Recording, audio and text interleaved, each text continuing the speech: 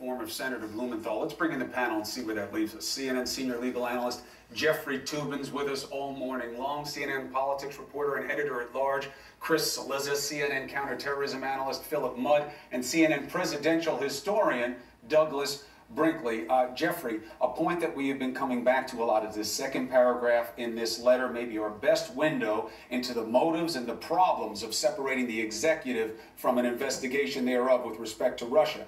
Kellyanne wanted to distract it into, well, it doesn't say in there that the president asked him any questions, just that the FBI communicated to the president 3 different times that he wasn't under investigation. Now, again, we're assuming this is true. You take issue with that because you're saying you don't think James Comey would have these discussions. But again, isn't this something that has to be reconciled? Well, I mean, it is so, the level of impropriety is so great at so many different levels.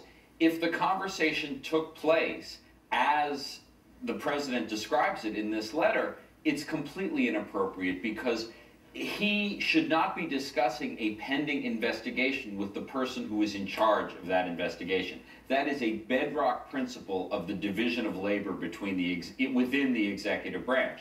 On the other hand, if the fact that he fired Comey in the midst of an investigation that obviously touched on President Trump, that in itself is so wildly inappropriate. And his letter is like a confession because he acknowledges in that paragraph that he is a part of an investigation that the FBI is involved in. I mean, it is like the operation of a guilty conscience. And Phil, that brings us to you. This is what one of the burning questions Americans have as they wake up this morning is, what does this mean for the investigation? How, you know the FBI well, you served there. How do the good men and women of the FBI continue in their investigation with James Comey gone? And what if a President Trump loyalist becomes the head of the FBI? Well, the first question is, how do you allow the FBI director, not the sitting director, Andy McCabe, I'll comment on him in a moment, I know him well. How do you allow a new FBI director, presumably who's selected in part by the Attorney General, to participate in this investigation? That person would be loyal, I presume, to the Attorney General. It argues that you've got to move this out. But 2 things quickly. One, the investigators, I know these guys, they are dogs with a bone.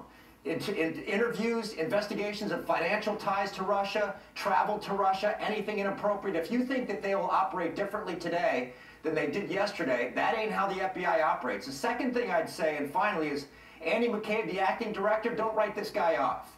Very smart guy, very centered, very solid, believe it or not, inside Washington, someone you'd want to have a beer with. If you think he's going to roll over because there's pressure from the White House, that is not Andy McCabe. This investigation will go forward. And his wife ran as a Democrat, as Kellyanne said 100 times in an interview. Chris Cillizza, a big point for Kellyanne is he's a decisive leader. He acted decisively. She got a little caught up when I was saying to her, but why now? Why act so rashly? She said, why not? You know, that's a clever little semantic device, but it doesn't work well here because the why not is because you're under investigation by the same guy. Right. I mean, you see time and again in the interview with Kellyanne, Sean Spicer talking about Michael Flynn and why he was fired. It was a decisive action by a decisive leader. But if that's true, and you know, I think that's open to discussion, you need to provide the backstory here. From what I can tell of the timeline, Rod Rosenstein went and did this review on his own, not at the direction of Jeff Sessions, not the direction of Donald Trump or anyone in the White House, did it on his own, handed it to Sessions on Tuesday. Sessions sent it to the president, and then he was fired. It seems a little odd, given all of the underlying context here.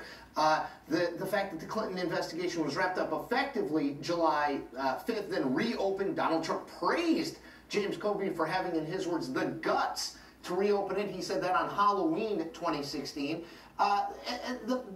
It just doesn't really all add up or line up. If it was decisive, why not do it January 21st, right? If your issue was the way Comey handled the Clinton investigation, decisive action would have been the day you get in, the day after, a week after, you say, you know what, James Comey has served admirably, but I think the way he handled this lost the trust of me and the FBI and he needs to go.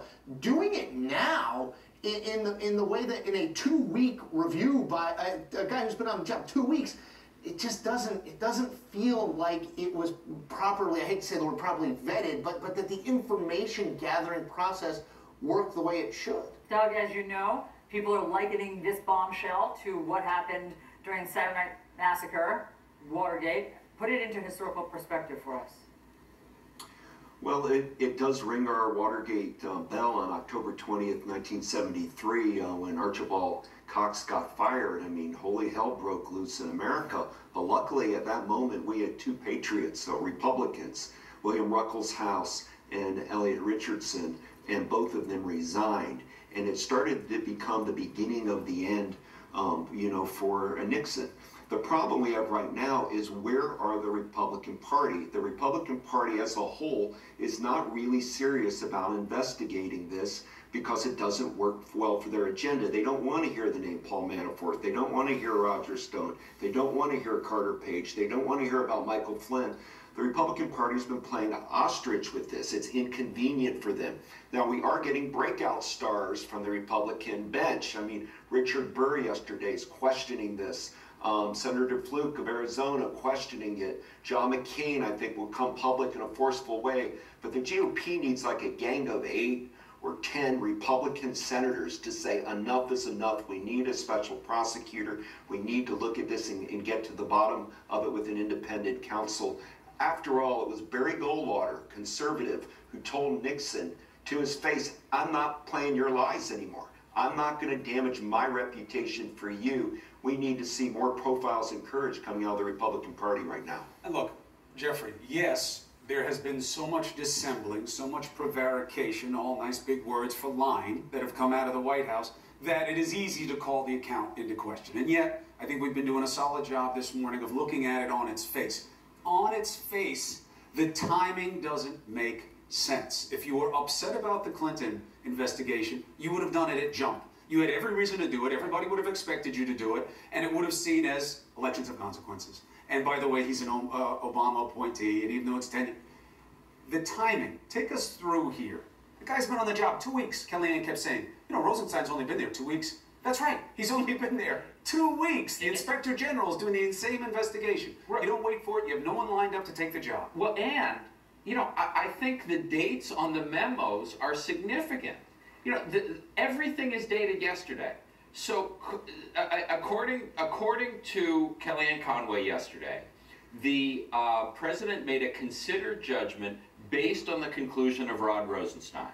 Rod Rosenstein sent him a memo yesterday. That's right. And he was fired yesterday. Rosenstein, who doesn't even know. They weren't even saying his name right. That's completely implausible. I mean, the idea that somehow he handed him the memo in the morning and Jim Comey was fired at 5 in the afternoon, that's not how human beings work. That's just not how...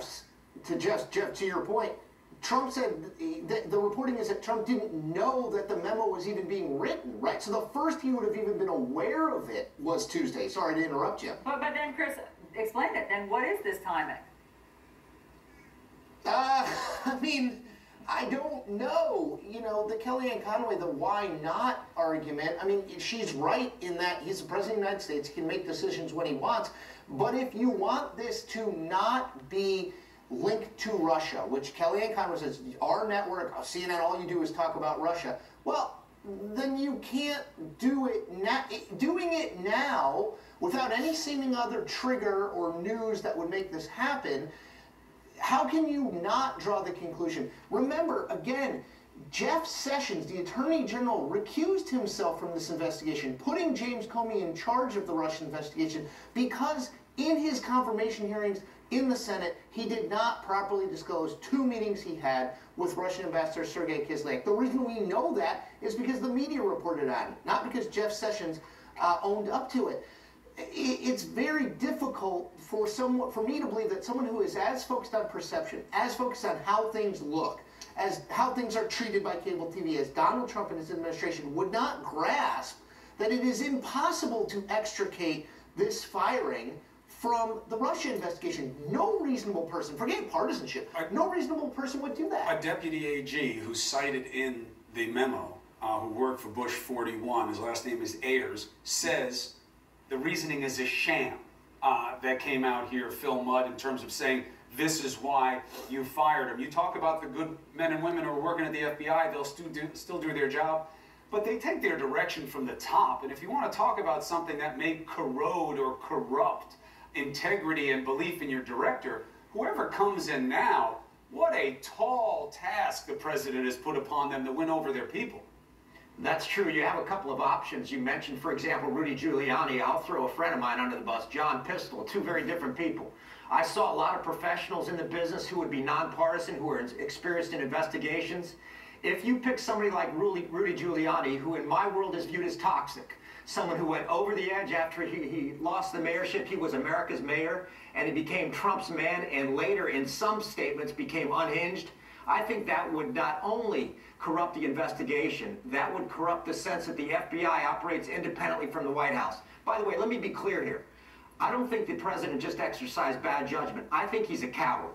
Number one, if you're going to fire somebody with this experience, pick up the damn phone. Number two, if you're going to fire somebody, when you get a memo in the morning, don't tell me the memo was the cause of the firing. That's a fig leaf that's an excuse. The president acted cowardly in this case. He should have had the courtesy and the humanity to fire a man who's done great service despite the mistakes he's made. Hey, Doug, what Phil is referring to is the fact that James Comey was caught so unawares. He was in Los Angeles. He was in front of, I believe, a room of agents. He was giving a speech. He saw across the room on, I believe, CNN, the television was on, and it said, FBI Director James Comey fired. And it was so absurd that he wouldn't have been given a heads up and that he didn't see this coming, that he said, oh, that's a funny prank that you all are pulling on me. He then had to be pulled aside and say, no, that actually happened. Well, that's right, but it was by design. I mean, we were wondering about timing. President Trump wanted Comey out of Washington. He didn't want him in Delaware or Maryland. He wanted him all the way across the coast in California.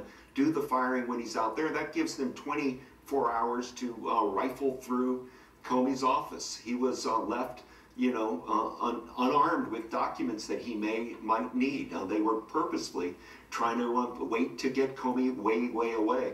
And I agree with what Phil Mudd said completely. I mean, this is the guy, American